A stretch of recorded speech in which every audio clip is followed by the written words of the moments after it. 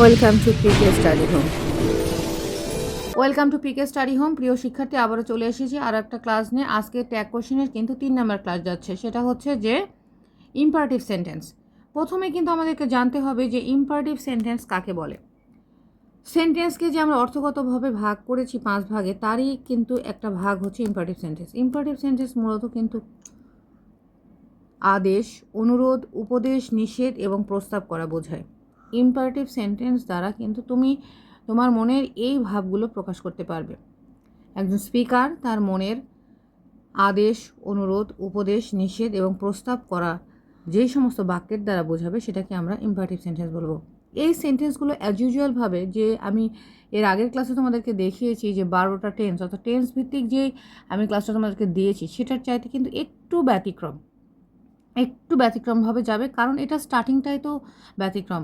আমরা অন্যান্য সেন্টেন্সে দেখেছি যে সাবজেক্ট ভার্ব কি দেখেছি, subject plus verb plus extension, কিন্তু এখানে আমরা কি দেখব, ভার্ব দ্বারা শুরু হবে। এখানে কি হবে, ভার্ব দ্বারা শুরু হবে। আচ্ছা, একটু দেখি। এই ধরনের বাক্যে সাধারণত সাবজেক্ট হিডেন থাকে। কি থাকছে, হিডেন, এবং সেটা কে, সাবজেক্ট হিসেবে কে থাকছে, ইউ, অলওয়েজ কিন্তু ইউ থাকছে। আচ্ছা, এই ধরনের সেন্টেন্স অর্থাৎ ইম্পারেটিভ সেন্টেন্স মূলত তোমার 4 ভাবে কিন্তু শুরু হচ্ছে। আমাদের যদি আমরা এটা চিনতে চাই ইম্পারেটিভ সেন্টেন্স, প্রিয় শিক্ষার্থী, আমাদের কিন্তু এটা 4 ভাবে শুরু হচ্ছে। তার আগে এটা শুরু করার আগে আমি একটু বলে নিই, আমার ক্লাসটা যদি তোমাদের একটু ভালো লেগে থাকে, তোমাদের যদি মনে করো যে তোমরা উপকৃত হচ্ছে, তাহলে প্লিজ লাইক, কমেন্ট, শেয়ার করে আমার পাশে থাকো। বেল বাটন চেপে রাখো, যাতে করে ভিডিও আপলোড বা করার সাথে সাথেই তোমরা পেয়ে যাও। এবং পরবর্তীতে আমি কী ক্লাস আপলোড করব, তোমাদের কোনটার উপরে জানা প্রয়োজন, সেটা কিন্তু অবশ্যই কমেন্টে জানাতে ভুলো না। চলো দেখে নিই ক্লাসে। আমি বলেছিলাম যে মূলত 4 ভাগে শুরু হয় ইম্পারেটিভ সেন্টেন্স। আচ্ছা, কীভাবে, ভার্ব দ্বারা শুরু হচ্ছে। ভার্ব 1 কিন্তু এখানে লেখা আছে, দেখেছো এখানে কি লেখা আছে, ভার্ব 1। মানে ভার্ব 1 মানে কি বলো, ভার্বের বেসিক ফর্ম। ভার্বের বেসিক ফর্ম দ্বারা শুরু হচ্ছে। আগেই বলেছি সাবজেক্ট কিন্তু থাকছে, কিন্তু ইউ হিডেন থাকছে। আচ্ছা, এটার তো আবার ইম্পারেটিভ সেন্টেন্স তো অবশ্যই নেগেটিভও থাকতে পারে, তাই না? তো যেটা আমরা নিষেধ, এই যে দেখো নিষেধ করা বোঝাচ্ছি যেটা, সেটা আমাদের কী দ্বারা শুরু হবে, অবশ্যই এখানে চলে আসো ডু নট দ্বারা শুরু হবে। কী দ্বারা, ডু নট দ্বারা। ডু নটের পরে কিন্তু আমাদের কি হয় বলো, ভার্বের বেসিক ফর্ম হয়। তাই আমরা এখানে ভার্বের বেসিক ফর্ম অর্থাৎ ভি1 দ্বারা শুরু হচ্ছে। নেগেটিভভাবে শুরু হলে ডু নট প্লাস ভার্বের বেসিক ফর্ম দ্বারা শুরু হচ্ছে। আর একটা হচ্ছে লেটাস, যেটা দ্বারা কি করা বোঝাবে বলো, যেটা দ্বারা বোঝাবে হচ্ছে প্রপোজ করা। কি করা, প্রপোজ করা বোঝাবে। আচ্ছা, প্রপোজ করা বোঝাবে, প্রস্তাব করা বোঝাবে। আচ্ছা, লেটাস দ্বারা কিন্তু আরও একটা সেন্টেন্স বোঝায়, সেটা আমরা পরবর্তীতে দেখব। সারপ্রাইজ, সঙ্গে থাকো। আচ্ছা, তারপর আরেকটাভাবে শুরু হতে পারে স্পেশালভাবে কোনো কিছু টেলিং করছো তুমি, সেক্ষেত্রে দেখো লেটের পরে হিম থাকতে পারে, আরও অবজেক্টিভ যেটা ফর্ম আছে, হার থাকতে পারে, দে থাকতে পারে, মি থাকতে পারে, আদার্স থাকতে পারে। তাহলে কি হলো প্রিয় শিক্ষার্থী, যে ইম্পারেটিভ সেন্টেন্স মানে হচ্ছে আদেশ, অনুরোধ, উপদেশ এবং নিষেধ এবং প্রস্তাব করা বোঝাচ্ছে। এখানে সাবজেক্ট থাকছে, কিন্তু সাবজেক্ট হিসেবে ইউ থাকছে, হিডেন। এবং এরা কিন্তু মূলত কিভাবে শুরু হচ্ছে বলো, 4 ভাবে আমাদের পাশে আসছে। কয়ভাবে, 4 ভাবে আসছে। ভার্ব দ্বারা, ভার্বের বেসিক ফর্ম দ্বারা, ডু নট প্লাস ভার্বের ভি1 অর্থাৎ বেসিক ফর্ম দ্বারা, যেটা আমরা নিষেধ করছি, ফরবেট করছি। লেটাস মানে প্রস্তাব করা বোঝাচ্ছি। এবং আমি এখানে আরও একটা কথা বলছি যে লেটাস দ্বারা আরও এক ধরনের সেন্টেন্স বোঝায়, যেটা আমরা পরবর্তীতে দেখব। আর একটা হচ্ছে লেটের পরে হিম, হার, দে, দে দে থাকবে না, দেম থাকবে। প্রিয় শিক্ষার্থী, দেম থাকবে, মি থাকবে, মানে অবজেক্টিভ ফর্ম থাকবে, আর আদার্স এনি নাউন থাকতে পারে। চলো দেখে নিই উদাহরণের সাহায্যে কী হতে যাচ্ছে। দেখো example, open the door. Open the door বলছে দরজাটি খোলো।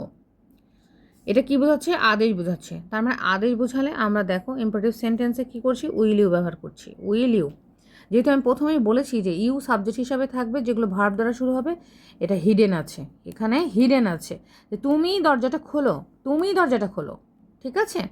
তার কি হলো, উইল ইউ। আচ্ছা, প্লিজ হেল্প মি, এটা কি করছো, প্লিজ মানে তুমি বুঝতে পারছো, বা কাইন্ডলি মানে বুঝতে পারছো যে অনুরোধ করছি। কি করছি, একটু খেয়াল করে দেখো, এখানে কি করছি, অনুরোধ করছি। কি করছি, অনুরোধ। এখানে আমি ট্যাপ ট্যাপ করছি, দেখো অনুরোধ করছি। তাহলে কি হচ্ছে, উইল ইউ।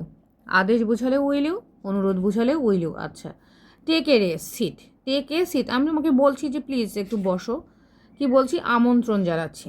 এটা কি, কর্ডিয়াল আমন্ত্রণ জানাচ্ছি যে একটু বসো। কর্ডিয়াল আমন্ত্রণ জানালে আমরা কিন্তু কর্ডিয়ালভাবে উত্তরটা দেব, ওন্ট ইউ। কী লিখব? Won't you. আচ্ছা, কারণ আমি যে তোমাকে কর্ডিয়ালভাবে আমন্ত্রণটা জানাচ্ছি, তোমার তো কোনো প্রবলেমও থাকতে পারে, তুমি সেটা নাও গ্রহণ করতে পারো, তোমার এখানে অপিনিয়ন দেওয়ার জায়গা আছে, ঠিক আছে? সেক্ষেত্রে আমরা ওন্ট ইউ ব্যবহার করব। আচ্ছা, পাস, দেখো পাস মি দ্য সল্ট, বলছে যে লবণটা আমাকে দাও। তো এটা কিন্তু এক ধরনের হেল্প চাচ্ছ তুমি। হেল্প চাইলে কী হবে? Can you. এখানে কিন্তু অ্যাবিলিটিও বোঝাচ্ছে যে তুমি যার কাছে সল্টটা চাচ্ছ অ্যাকচুয়ালি তার অ্যাবিলিটি আছে কি না, সেক্ষেত্রেও কিন্তু একটা প্রশ্ন আছে, তাই এখানে অ্যাবিলিটির প্রশ্ন চলে আসছে। সাহায্য করা বোঝালে দেখো এখানে কি হচ্ছে? ক্যান। আচ্ছা, ডু নট। ডু নট মানে কি? আগেই বলেছি নিষেধ করা, ফরবেট করা। ডু নট দ্বারা শুরু হলে কি হচ্ছে? Will you. এটা যেহেতু নেগেটিভ, কি হচ্ছে? Will you. তারপরে চলে আসো লেট আস। কী বোঝাচ্ছে? Let us. কী বোঝাচ্ছে? Let us. আচ্ছা, লেট আস একটু খেয়াল করে দেখো। অ্যাজ ইউজুয়ালি আমরা জানি লেট আস দ্বারা শুরু হলে প্রস্তাব করা বোঝায়, প্রস্তাব করা বোঝালে শ্যালই হয়, প্রস্তাব করা বোঝালে শ্যালই। কিন্তু আমি এখানে যখন বলেছিলাম লেটের কথা এখানে, তখন বলেছিলাম এখানে কিন্তু একটা সারপ্রাইজ আছে। কি আছে? সারপ্রাইজ আছে। সারপ্রাইজটা এখন দেখাবো। চলে আসো এখানে। Let us enter the room. যদি লেট আস দ্বারা শুরু হওয়া কোনো বাক্য অনুমতি প্রার্থনা করা বোঝায়, ভালো করে দেখো এই জায়গাটা কিন্তু তোমাদেরকে একটু বুঝতে হবে। আমি জানি না তোমাদেরকে তোমার শিক্ষকরা এটা বলেছে কিনা, তবে আজকে আমি তুলে নিয়ে আসলাম। সেটা দেখো, লেট আস দ্বারা যদি, আমরা কিন্তু সবসময় বলছি, সবাই কিন্তু বলছি যে লেট আস দ্বারা শুরু হলে শ্যালই হবে, কিন্তু লেট আস যারা যদি অনুমতি প্রার্থনা করা বোঝায় সেক্ষেত্রে কিন্তু উইল ইউ হবে। তোমাকে বুঝতে হবে, কিন্তু ঠান্ডা মাথায় বুঝতে হবে, উইল ইউ হবে, ঠিক আছে? তো এখানে একটু খেয়াল করি আমরা। চলে এসেছি লাস্টের দিকে, ধৈর্য হারা হয়েও না। আমি আবারও বলছি, যদি আমার কন্টেন্টটা তোমাদের ভালো লেগে থাকে প্লিজ সঙ্গে থাকো, লাইক কমেন্ট শেয়ার করে সাবস্ক্রাইব করে এবং আমাকে উৎসাহ প্রদান করো, যাতে পরবর্তীতে আমি আরও ক্লাস আপলোড করতে পারি। আচ্ছা, লেট হিম। যদি লেটের পরে হিম বা অন্য কোনো কিছু থেকে থাকে, অন্য কোনো কিছু মানে এই যেখানে চলে আসি আমরা, এখানে আমরা বলেছিলাম যে লেট হিম, হার, দেম, মি বা আদার্স কোনো কিছু যদি থাকে তাহলে সেক্ষেত্রে কী হচ্ছে? এখানে চলে আসি, দেখো উইল ইউ হবে। কী হবে? Will you. তাহলে আমরা এখানে কী কী দেখতে পেলাম? যে আদেশ বোঝালে উইল ইউ, অনুরোধ বোঝালে উইল ইউ, যদি আমরা কর্ডিয়ালভাবে আমন্ত্রণ জানাই, ভদ্রজনিতভাবে আমন্ত্রণ জানাই তাহলে ওন্ট ইউ হবে। কোনো অ্যাবিলিটি বা তুমি কারোর কাছে হেল্প চাচ্ছ, তার অ্যাবিলিটি আছে কি না সেটা যাচাই করতে গেলে ক্যান ইউ ব্যবহার হবে। তারপর দেখো, যদি ডু নট দ্বারা শুরু হয় তাহলে কী হবে? উইল ইউ হবে। আচ্ছা, লেটস যদি প্রস্তাব করা বোঝায় শ্যালই হবে। লেট আস আছে, কিন্তু যদি তুমি অনুমতি প্রার্থনা করো কোনো কাজের সেক্ষেত্রে উইল ইউ হবে। আচ্ছা, লেটের পরে যদি আস না থেকে অন্য কোনো ওয়ার্ড থাকে তাহলে সেক্ষেত্রে হবে উইল ইউ। আমি প্রত্যেকবারই বলেছি, প্রত্যেকটা ক্লাসে তোমাদেরকে আমি একটা করে স্পেশাল টিপস দিতে চাই।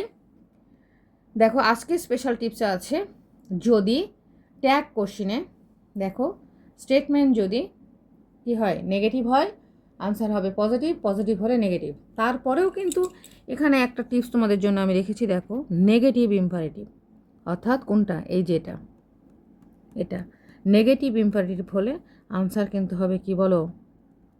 পজিটিভ, উইল ইউ হবে। ডু নট কল মি, আনসারটা কী হয়েছে? দেখো অনেকেই কিন্তু তোমরা এখানে কি করো? ডু দাও, ডু ইউ দাও, হবে না কিন্তু। ডু নট, তাহলে আনসারটা কী হবে? Will you, will you. আচ্ছা, ক্লাসটা কেমন লাগলো অবশ্যই কমেন্টে জানাবা। আর অনেক ধন্যবাদ।